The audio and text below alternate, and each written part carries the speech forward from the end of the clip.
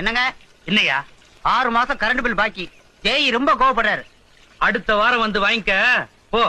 பில்ல கட்டலன்னா பீஸ புடிங்கிட்டு வர சொல்லிருக்காரு. நான் சொல்றத சொல்லிவிட்டேன். அப்புறம் உன் இஷ்டம். புடுங்கறத போய் புடிங்க. முதலாளி, டேய், அவங்க கடமையை அவங்க செய்யறாங்க. நாம ஆத்திரப்படக்கூடாது. ஏய், ஃபியூஸ புடிங்கிட்டியா?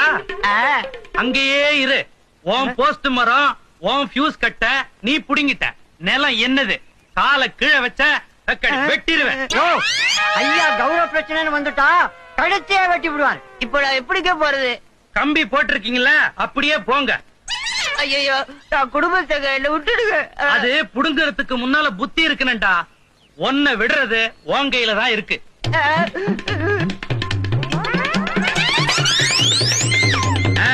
கத்தி சொன்னா கேட்க மாட்டேன்றான். கத்திய காட்டினாதான் கேக்குறான்.